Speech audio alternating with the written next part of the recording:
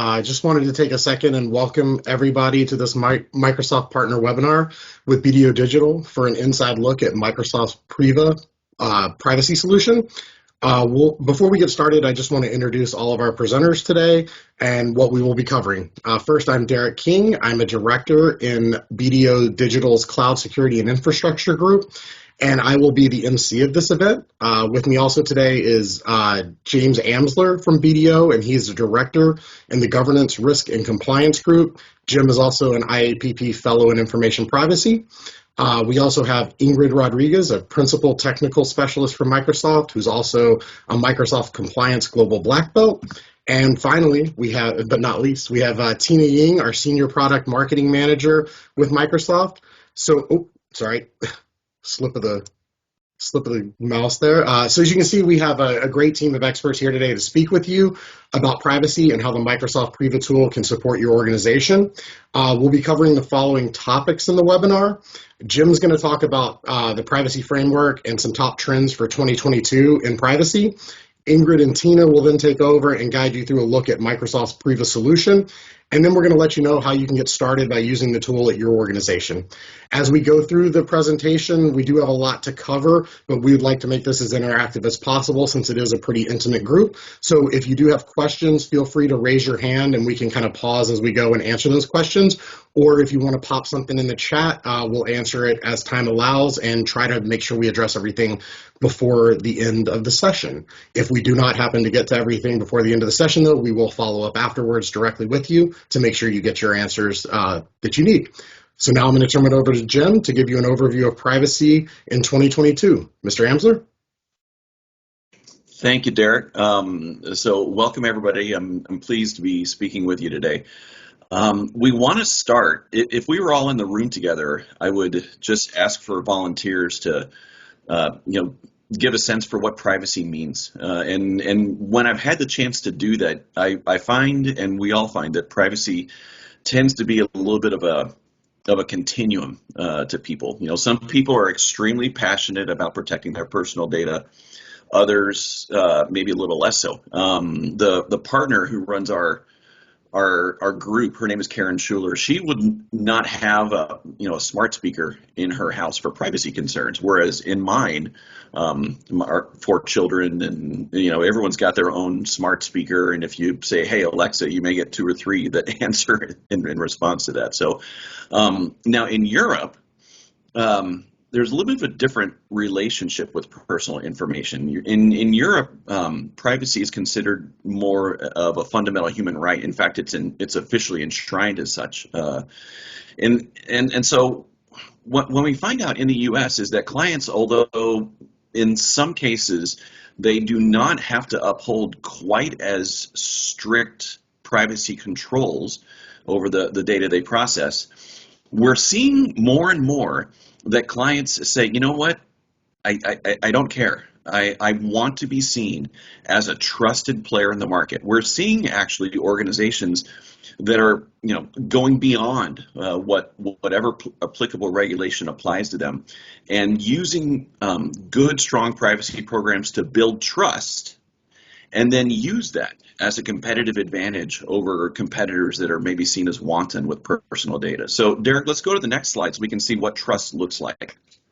So what does trust look like? So here's some numbers. No presentation is complete without Gartner numbers or something, and here are ours. Actually, these are 2 surveys. That's one from, I believe it's Cisco, and the other from Gartner. So 90% of customers say they would not buy from an organization that does not protect their data. We can have a philosophical conversation another day as to whether or not people follow through with that, but that certainly is a stated preference.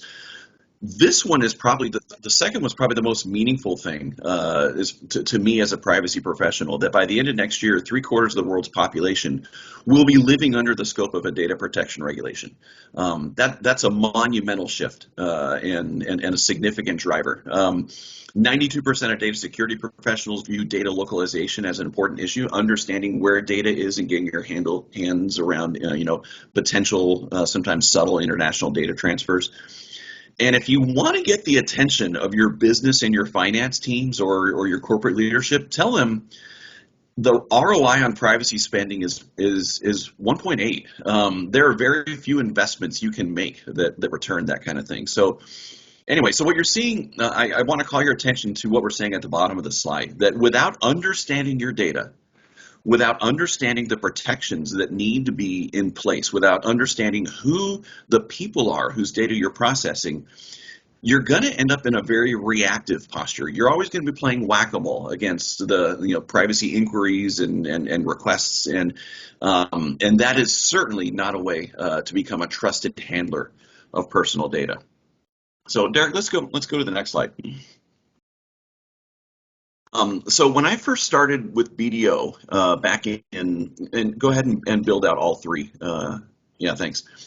So when I first started with BDO, GDPR was on the radar, and we had a lot of clients, particularly in the U.S., react with some surprise that they fell under its scope. And so we helped institute some programs to deal with that. And then not less than a year later, along comes the CCPA, and clients are like, wait, another regulation? Is this how it's going to be moving forward? Where does it end? So we do not advocate putting in particular protections or controls or processes for a specific regulation. So fine, if you're a HIPAA covered entity, if you have to if you fall within the scope of Gramm-Leach-Bliley or even GDPR or something, fine, you do have to be in compliance. But the conversations we have today are more holistic. You'll see that there are key sort of themes and domains that apply across all regulations, in fact, or all frameworks, things like NIST and ISO, and so we've tried to organize them for you. Hopefully, the blues are resolving correctly. We tried to organize them into three major categories. It has to do with the sort of organizational policies and procedures around the use of private personal data. So basically, you got to understand what data you're processing. Who are the people that are described by that data? What do you collect about them? Why are you processing that data? Where are you getting it? So not only do you have to have answers to those questions, but you have to explain them in your notice, or notices plural. So if you are processing personal data, you have to if you're processing people's data, you have to tell them that you're doing so. You have to tell them why, and you'd better be honest and accurate about it. The second one, on individual rights, I'm going to ask you to hold that thought for just a moment. But on the last category, governance and accountability, this gets to, have you assigned ownership and accountability for your privacy program? Have you begun to institute things like privacy by design, where you are identifying and getting ahead of your obligations before they become an operational challenge? So clients tell us, and they're right, that privacy controls are very difficult to retrofit after the fact, after a solution has gone out, after a particular campaign or something has begun. So you need to identify and get ahead of your risks prior to implementing anything new. So I ask you to hold the thought on individual rights. That's actually the next slide and the last one for me before I hand it back over to Derek. So when we talk about individual rights, we often focus on California and Europe. And that's not to say that only Californians and Europeans have regulations, related to their data. No, I mean, regulations apply worldwide. Brazil, China, there are many privacy regulations, but we do like to talk a lot about California and Europe, partly for population reasons, but also because these regulations tend to set a high bar. So we're talking a lot about trust today. If you're going to be the trusted handler of personal information, this is a good place to start. And so when we talk about individual rights for California, broadly speaking, there are four. The right to know what personal data is collected, the right to request deletion of that data, the right to opt out of the sale of personal information, and the right to not be discriminated against for exercising your rights. And some of those are hard, particularly the right of deletion and the right to opt out of the sale of personal information. Clients have a hard time with these. They're a real operational challenge, partly because you got to have good visibility and control over your data in the first place. And second, at least the California, this opt out of the sale of personal information, it's sort of specific to California. And they have a very broad definition of what constitutes a sale. Almost any transfer of data to a third party, whether for monetary value or not, could be considered to be a sale.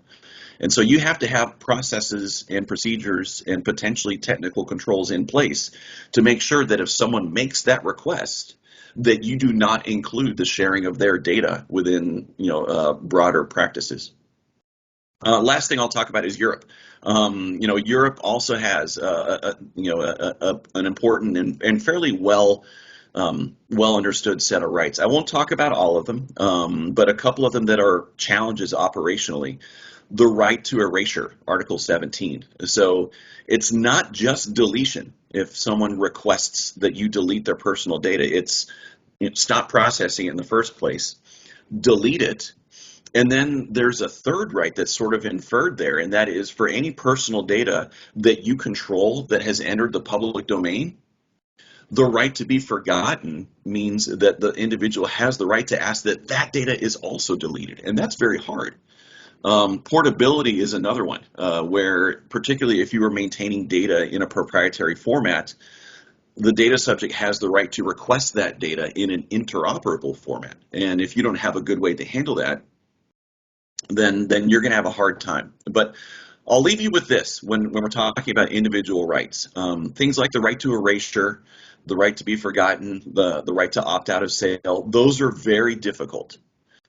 But the GDPR, the CCPA, they don't care. These regulations are technology agnostic. If you want to be that trusted handler of personal data, you have to honor these rights regardless of how difficult it is to do so. So, Derek, I'm going to hand back over to you now because I want to make sure that we're clear on the difference between privacy and data protection. Sometimes these are thought of as synonymous, but they're really not, are they? No, they're not, and that's all very helpful information, Jim. And I think what we're going to do now is just give you a little visual to help you think about data protection and data privacy. And Tina's going to help me out with this in just a minute too, because she has some really good thoughts on this. But really, what we have here is data protection. If you think about it as a window, the window to your house. You need these windows to see what's going on inside and outside of the house. It lets the light in. It allows for visuals of making sure everything's okay. But you don't always want everybody to see inside your house. So by doing that, you put curtains up, and that allows you to block some of that visual, allows you to control what's coming in and what's being seen inside and outside of your house.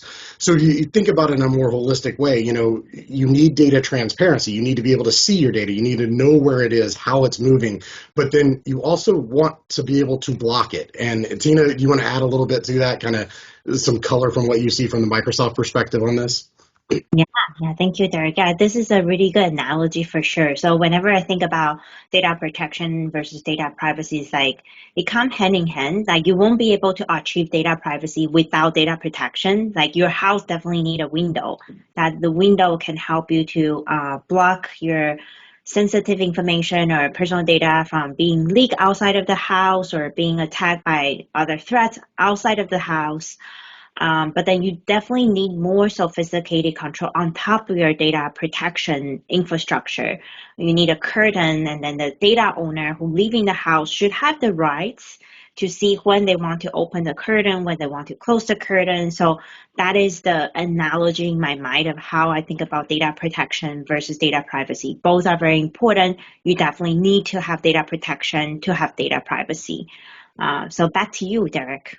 Thank you, Tina. That's really helpful. And again, this next slide is going to be the same concept in a more technical view. So really what we're looking at here is the Microsoft Purview Information Protection.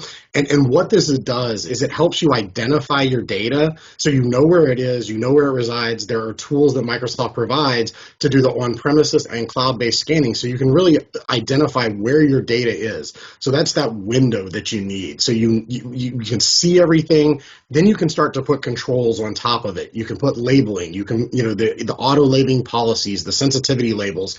And as you start to label your data and write those policies, you start to get that security. You can put that curtain up to make sure that the right people at the right time in the right places have the right data, and that it's also not able to be exfiltrated out of the organization without the proper escalation path, or at all if you deem the data to be sensitive enough. So really, this is just, it's not privacy per se, but it is the foundation of how privacy works. Because if you don't understand your data, as Jim was saying, if you don't know where it is, if you don't know how you're controlling it, then you really can't action upon it in a systematic manner for privacy or other compliance needs that are inevitably going to come as a result of all the regulations that exist in today's world.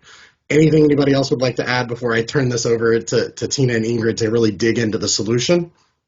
Or are there any questions? I know this was a lot in a short amount of time, so if there are questions, we're happy to kind of dig on these for a few minutes before we go into the actual tech. Okay, well, I will then go right ahead and turn this over to Tina. And Tina, it is all yours. Thank you, Derek. I'll take control. Yep. So, yeah, thank you everyone for joining this webinar. So I want to add on top of what Derek was just sharing, that when it comes to data privacy, you need to have that data protection foundation. And then at Microsoft, we want to offer some of the tools to help you with privacy. And then with that, we already have some foundation that you can start using. So within Microsoft Security, we have identity and access management to help you to safeguard access to personal data. And we also have threat protection capability to make sure that you can defend against external threats or attacks to your personal data. And then we have information protection and governance capability to help you to know where your data is, and also classify the data and manage them at scale and automatically. However, on top of all this, you need more sophisticated control, like we just mentioned about, for privacy. So take one GDPR principle as an example here, data minimization, which is a well-known term whenever it comes to a privacy regulation, that you only collect the data you need, and then you should delete the data or make the data have the least access after the purpose of use is being served. And then so this is like a principle, like Jing was saying, it's easy to say, but very hard to do. Like most of the organization, they have a hard time to delete the data. So even though they know the principle, it's really hard for them to operationalize using the existing technology. And then so that's why we provide more sophisticated control on top of all the security product that we provide. On top of the same platform that we have, that we introduced a privacy management solution that help to manage the privacy specific risk and then respect the individual privacy rights. And then so this solution, we named the solution Microsoft Priva, which is a solution set that help you to build a privacy resilient workplace and a privacy resilient business. And then currently, Microsoft Priva provides two products, which is privacy risk management and subject rights request. And it's only the beginning of our journey. You can imagine this solution is more like a 6-month-old baby that we just launched the product end of last year. So we are going to keep investing more and more in the Microsoft Priva product line in the future. But today, Ingrid and I will show you the first two products that we introduced to the market. Both products are already generally available in the market. We'll talk more about how you can get started. So let's start with the first product, privacy risk management. So whenever we think about privacy management, some of the tools we saw in the market help you to gather what kind of personal data you have, build out your personal data inventory. But a lot of the time we heard from our customer, they see this inventory, but then they don't know what they need to do, or is there any action they need to take on this insights they see on their dashboard.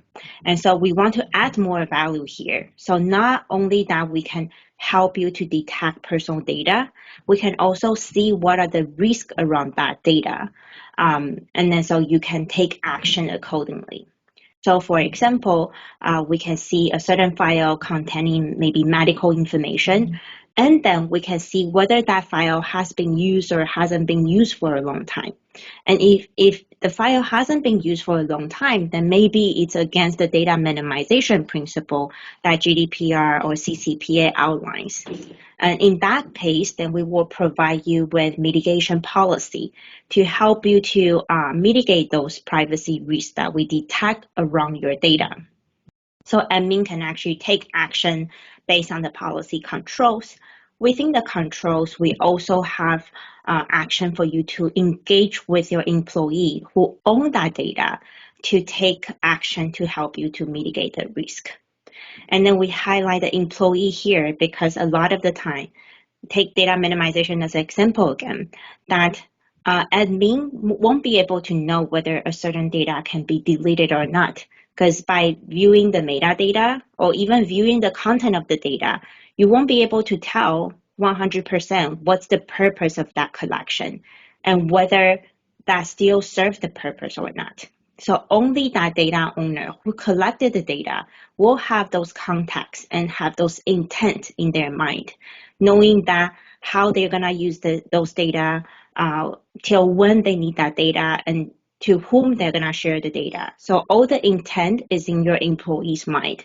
So giving them the context and the training and then the actions to take is the most effective way when it comes to this purpose-based control to help you to mitigate privacy risk.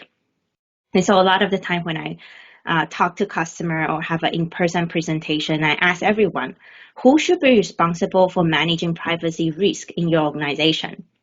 Some people will say, oh, privacy officer and chief information security officer. And then my answer to them is, no, it should be everyone in your organization. They all have chance to handle personal data, and then we all need to learn how to handle that. As a marketer, a lot of time I go to event, I collect personal data, and I also need to learn how to have the best practice to handle those data, and organization need to help me with that. And then so you're gonna see some of this concept showing up in the product screenshots highlight that Ingrid is going to share. So Ingrid, I'm gonna pass this to you to share some of the highlighted screenshots. Great, thank you, Tina. I think I took control. Did I? Or I can help you to advance Oh, this. yeah, perfect. That works. Yeah, perfect. Just waiting for approval. I appreciate it. Thank you, Tina, so much. And thank you for having us here today. I come to you from a Microsoft, right, technical specialist, but also I was a former practitioner for 16 years before joining Microsoft. So, all the pinpoints that, as a practitioner we've had, well, we were managing and reporting and evidencing compliance and more importantly, maintaining the privacy of the data. I share, those feelings with all of you. So I'm very excited to working with Tina along the product group with the Priva solution, because it really is really seeing, customers engaging with the solution and seeing the benefits of Microsoft Priva. As you can find Microsoft Priva part of our Microsoft Purview compliance portal, and for that you can access compliance.microsoft.com, and there you will see Microsoft Priva, both modules, the risk management module and also the data subject request module. In regards of enabling Microsoft Priva, as soon as that is enabled, within 48 hours, US customer will start to see the data ingest and all the insights within your dashboard. How much information is being, captured, if in the example that we have here, 1.7K new data items, that means items with personal data, documents that had personal data, as well as you can see insights on the different risk categories that we are currently managing through Priva. As Tina mentioned, the first one will be data minimization risk, where, we identify personal data that has not been used for a long period of time and it's just sitting around your organization. The second risk, that category that we also are able to track through Priva, is the data overexposure risk. And this one, identifies the content with personal data that is being overshared. And the third one will be the cross-border risk. And for organizations that are global, that have multiple geographic locations, as the ones that I used to manage in my past life, it's very hard to control and have proper management on how, we transfer or collaborate accordingly, with different data types, sensitive data types across the globe. In the next slide, for data profile, it gives you insight as to, thank you, Tina. It gives you insights as to, what personal sensitive information type has been detected, the content of it, the volume of it, and where the data is located. So in this example, you can see, we have 400 documents identified on SharePoint, the same with the Teams, Conversations, Exchange, and OneDrive. Along with those locations where the data is, you can also find the personal data types, sensitive information type that is within those locations, and it also gives you, the volume of what those have been identified. Currently, Microsoft Priva has by default over 200 different personal data types, like full names, physical addresses, medical information, all that automatically takes into consideration to bring you those insights of, what private data needs to be, recorded and maintained and identified, etc. And along with that, it also provides you with the region, where in the globe is privacy or sensitive information located. And, as you can see, it provides you with just those little pinpoints, the largest volume, for example, in North America, some in Asia, and Europe. On the next slide, also, we can also drill down from the data profile specifically. It allows you to get more granular, on the content of the information and if you have who has the right permissions. So you can filter the data using various pivots that we have. So you say you want to look for data that is open to external access, so you can filter and query for that, as well as you want to see, what kind of documents have organization-wide access. You can also filter for that and kind of to help you prioritize on, what documents need to be, drilled down into the access, the oversharing, also the minimization as well.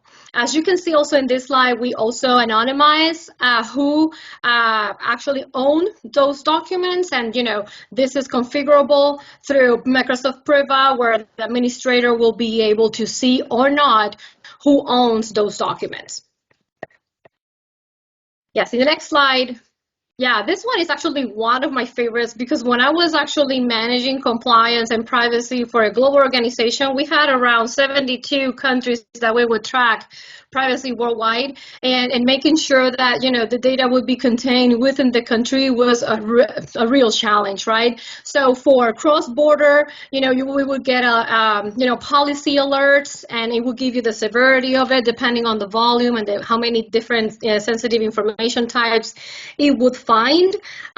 So it would automatically, by default, configure, those templates for cross-border as to, so you can properly identified and get alerted on what sensitive information has been, overshared or, literally just, shared across board. So that's one of the policy alerts that we really like to show, because it really shows that, mitigating that risk of oversharing and the cross-border risk, right? When we drill down into the alert, we can see the content information. And for data that have been moved, like in this example, for example, from the UK to Asia Pac, you can see the different documents that have been shared. You can see the file owners. Again, this is configurable. You can anonymize this information. And you can actually see the number of different personal data that has been detected within that document.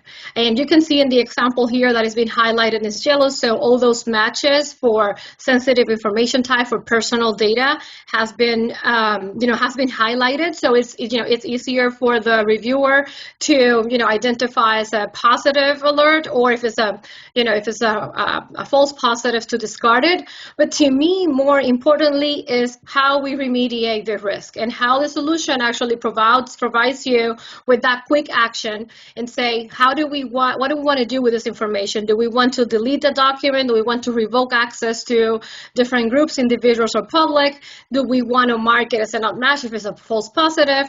But more importantly, do we want to notify the owner so that they can take the right action? And that is back to Tina's comment, it's everyone's responsibility in the organization to maintain privacy. And this one over here literally helps with that.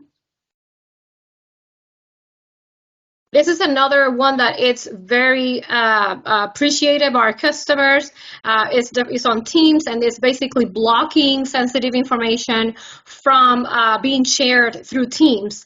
And very interestingly, we can actually override, the blocking policy for particular sensitive information types. But as we know, we need to keep evidence of that in documentation. So, the pop-up box provides you with that area where you can actually document why you are overriding the policy, and providing you with that access so that you can maintain compliance and provide the evidence, etc. The next one is also an end user experience in terms of data overexposure. And this one in here, the users actually would get a digested email with all the items, that have been identified as they own. And right there from their inbox, they can actually take action. Like in this case, the data overexposure policy, that end user received the email with all that information where, that those documents have open access or are overshared, and right from there, the data owner can take action from the content to even keep it private or keep it as is. Right there from their mailbox, so they don't have to go out, either for the location of the document to take action of that. They can do it from Outlook. Also, very interestingly, and I think it's very important to take into consideration from a user awareness perspective, is that the administrators also can use the alerts for to provide education and material for the end user in reference information or policy information, so that they would take into consideration to make the right actions for those documents that have been identified. And the same with data minimization, the end user will also get a digested email, and for those documents that have been, there for prolonged periods of times, and, let's say that it doesn't meet with data retention, or if there's a business need to keep it longer, the end user can also make those decisions right then there from their inbox. And Ingrid, this is Derek. I think those are really critical points, because that's a lot what we hear when working with our customers is that you sometimes get these policies that are enacted by IT or security, and they don't reflect what the end user state needs to be. So the fact that the end user has a say in this, even at the ultimate disposition point at the end of the chain, it kind of keeps the business moving in the right direction. So there's not always the blocker that you would have had previously. So I think it's a great functional versus security, and privacy work that's been built here, so that you get as much as you can have a seamless process to keep the information moving. So just wanted to add that. Thanks. Thank you. Thank you, Ingrid. And then also we saw from research before, if you do annual privacy training, usually users will forget about the information after 6 days if they don't practice it. And then so we want to help to break that trap. So here it's just hey, we send the digest, and then we give you you can embed your training video to show why data minimization is important. And then you practice it right away in the email. And then so you retain that knowledge. And then so it's really just long-term helping user to know and learn and keep doing the right data handling process or decisions moving forward. And we also post a question in the meeting chat. If you have other kinds of data privacy you want us to detect, feel free to add to the meeting chat. Just to repeat what Ingrid shared before, now we detect cross-border data transfer, data minimization, or data overexposure. These are the 3 privacy risks that we currently detect and help you to set up policy to mitigate. But please chime in here if you have any other kind of privacy risk you want us to help with. Anything else to add before we move on to subject rights requests from Ingrid, Derek, or Jane? No, I think this is great. And like I said, I think you're covering off on some of the basic privacy risks there that are probably really germane to most clients. I'm sure there are others, and there will be more to come as we start to see more of the privacy regulations enacted and they start to come together in some holistic fashion, hopefully one day. But yeah, I think this is great. So thank Yeah. you. Yeah, and then another thing I think of is that for the cross-border transfer, you are allowed to configure that border yourself. It could be a geo border, it could be a department border. So for example, you can set up policy to say, oh, engineer team shouldn't share any personal data with the sales team because you don't want to use the telemetry data to use it as like a sales leads to engage with customers. So you can also set up that kind of department border in the data transfer policy. Then it will show up as how Ingrid shared in the Teams experience. If there's any engineering team trying to ping sales team with personal data, it will be blocked near real time in our Teams message experience. Awesome. So I'm going to move on to the next slide. Tina, can you go back just for one, because I want to add a little bit of color on the notion of data minimization, because clients are struggling with it for two reasons. One, it's a matter of collecting only what you need to fulfill a given purpose. Two, and I think this is kind of where you're pointing at here, is the matter of retention, and only retaining it for as long as that purpose applies, or for as long as the processing is happening. And I think that's where you guys can help, because retention is often a static kind of thing. Keep these things for 7 years, keep these for 3, keep these in perpetuity. But in fact, that's not what the GDPR is calling for. That's not what data minimization calls for. Data minimization calls for understanding what that purpose is, which means you may not be able to determine what the retention period is when you first create something or when you first collect it. It's a dynamic thing. And that's why it's so important to operationalize it on something like what you're showing us here. Awesome. Thank you, Jean, for adding more details and colors here.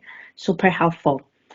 So we're going to move on to the subject rights request then. So this is the second product that currently Microsoft Priva provides. And then so after GDPR went into effect, we actually do every half year, we have a survey with like compliance and privacy audience to try to learn more from the audience what's their current challenge. And then whenever we talk about subject rights request, I think one of the biggest challenge the audience came back to us is identify personal data in the unstructured environment is the biggest pain points for them. And then compared to structured data, I think it was like twice more people select unstructured data is the headache here compared to structured database. Maybe it's easier for you to know where the personal data locates. And then so we delivered this product, Microsoft Priva Subject Rights Request, to help you to deal with the unstructured environment data request. And then we will talk a little bit more about how we integrate with other ISV partners like OneTrust and Security.ai, etc., to make sure that we complement to the tools that you are currently use.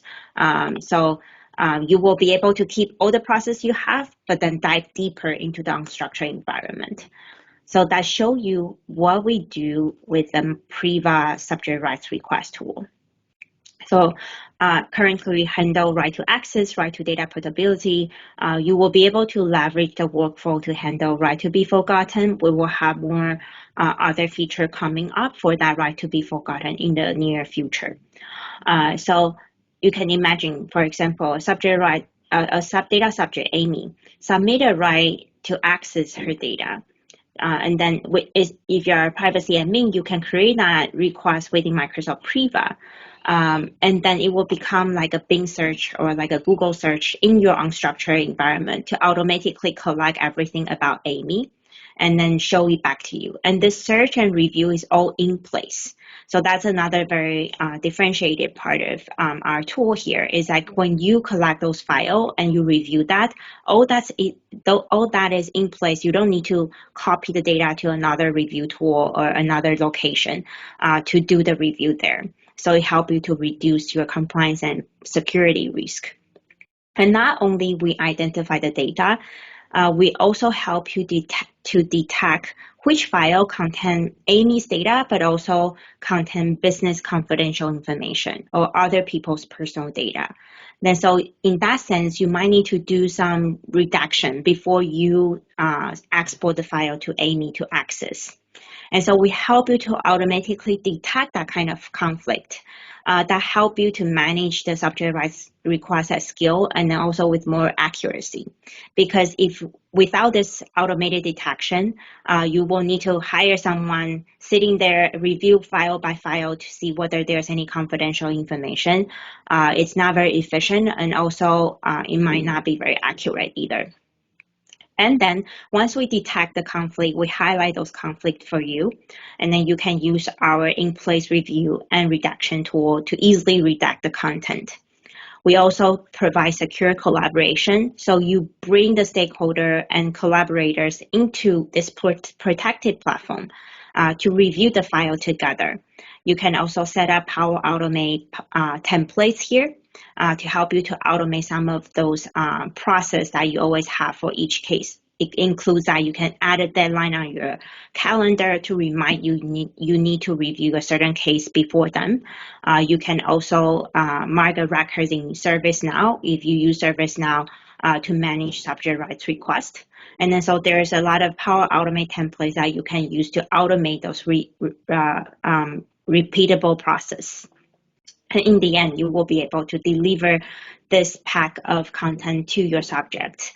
And then we also have dispensable records. You will be able to see the reports, who reviewed what, and how it was tagged, etc., to make sure you can respond to your regulators in a defensible way.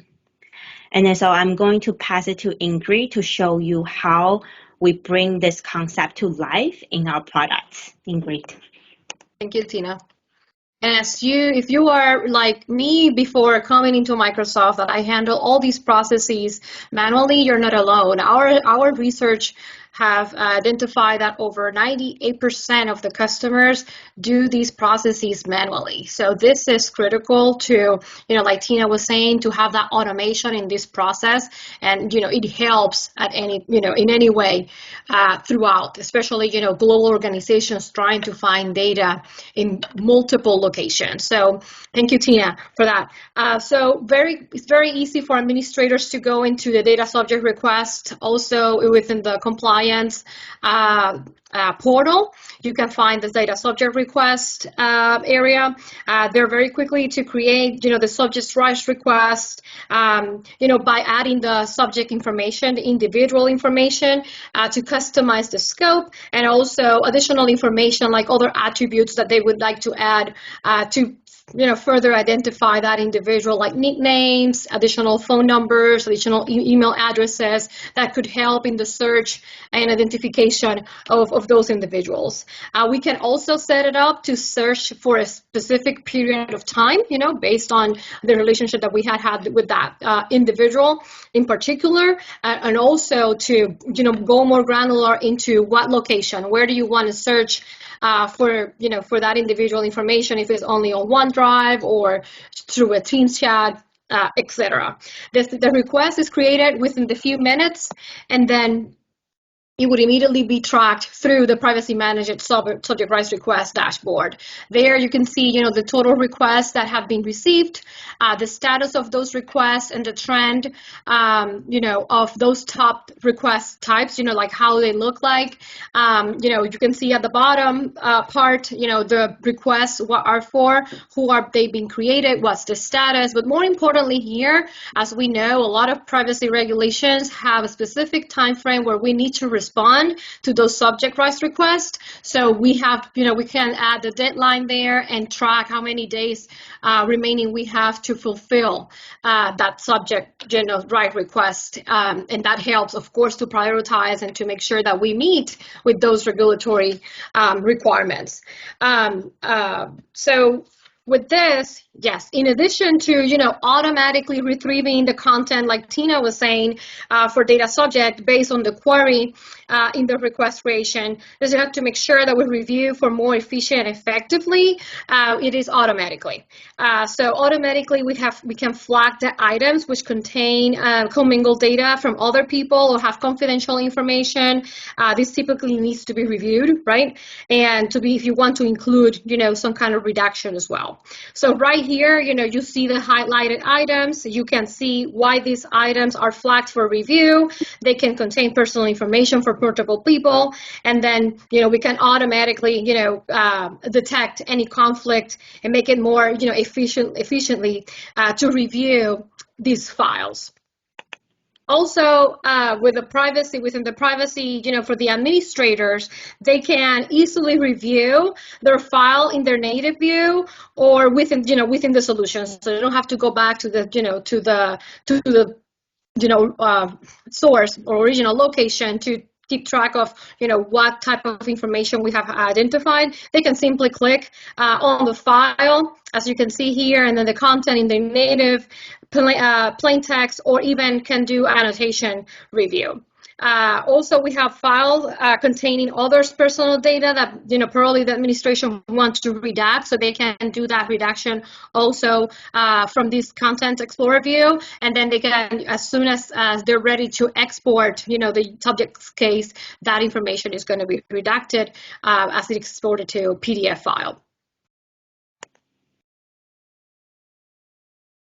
And last but not least, just thank you, Tina. Last but not least is the Power Automate option that Tina was mentioning. There's 3 templates that we have currently in place. The first one will be on the reminder. So the Priva comes with, a reminder template where they can set up and sync with your calendar and set up that reminder so that you can fulfill that subject request timely.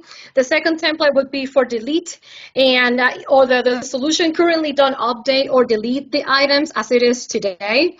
We know it's important and critical, as Tina mentioned, to have this available. So we do have a template in place that actually can tag subject request to delete, and then there's a process through Power Automate that can trigger other specific actions to delete the information. And then last but not least would be the ServiceNow template, where it can be connected to ServiceNow instance, create an incident quickly with all the details and information that we have identified through Priva.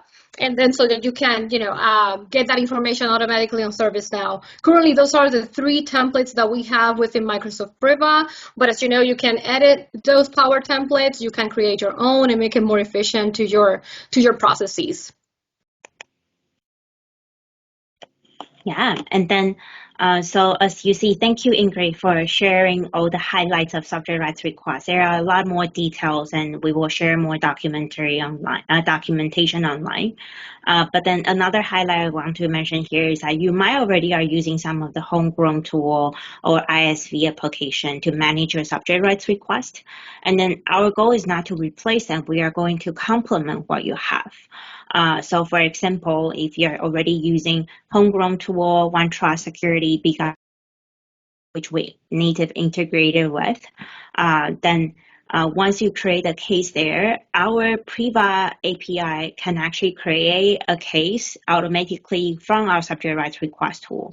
And you can go through all the steps we just shared with you, like you can review, you can redact, and export the report and the package of files. And then we will leverage the API again to send a secure link back to any tools that you are using. And then you can package everything across different work stream. It could be like combining the M365 data with your Salesforce data, etc. And then you send it back to your data subject. And so we want to make sure that we integrate and meet you where you are, that if you already have some process set up, we are integrating there. And then these are the 4 ISV apps we currently natively integrated with. But then this API is an open API, so if you're using any homegrown tools, you can also leverage this open API to set up the integration here. And also, please feel free to add in the meeting chat if you have other ISV application you want us to integrate with. So it will help us to prioritize in the future.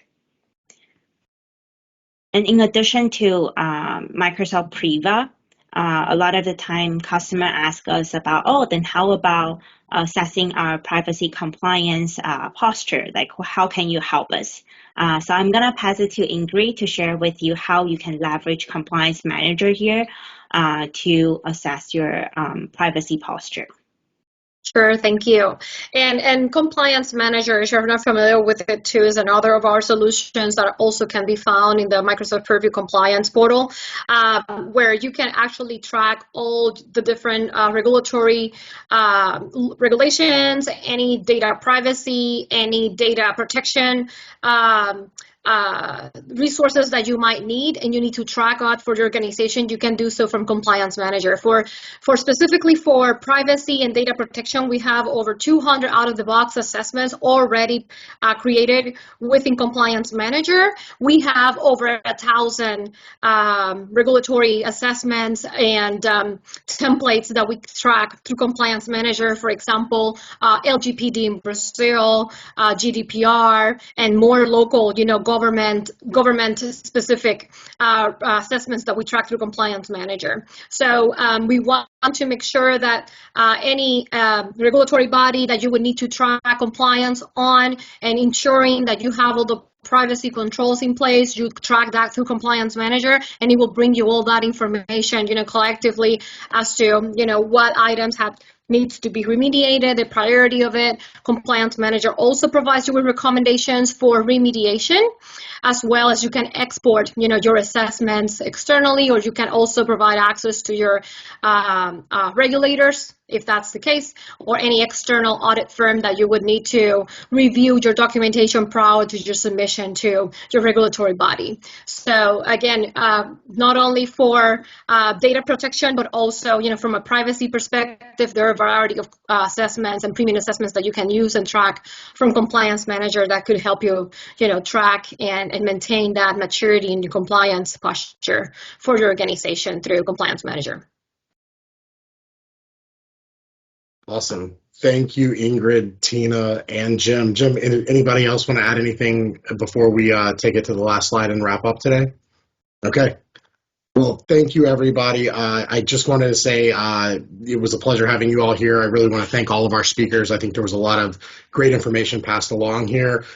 We are at the end of our session, but if you'd like to engage with us, the contact information for myself is on the screen here, dking@bdo.com. Please send me a note. If you would like to try Microsoft Priva free for 90 days, please let me know, and we can get that started for you and help you define a path forward after that 90-day trial. We also have some resources here, technical documentation and the product page for Priva that'll give you some more information if you'd like some light reading after this episode to take back with you. And again, like we said, we're all here to support you in this journey. We know that it is not something that will be solved overnight. It's the ever-changing landscape. So Microsoft and BDO are here to partner with you on that journey going forward, and we'd be happy to discuss with any of you offline. I'm happy to take any questions now if anybody has them. Feel free to come off mute and just pepper away, or you can type them in if you don't want to talk. Okay. Well, I guess we've answered all of your privacy needs and questions within the last 55 minutes, so I'll turn it back over to Paulette to close out the session. Thank you, Paulette. Yeah, wonderful. Thank you, all four of our speakers. That was a wealth of information on Priva, and we know that privacy risk is everywhere and happens every day, so great to see the partnership here. And thank you all for joining. We do have a quick survey we'd like you to fill out. It's showing on the window with the QR code and also in the chat window. Really appreciate everyone filling this in so that we can continue to present webinars like this and help us do better. So thank you, everyone, and I'm going to let the speakers say goodbye and have a great day. Thank you very much. Thank you, everyone. Thank you. Bye-bye. Bye, everybody. Have a great day.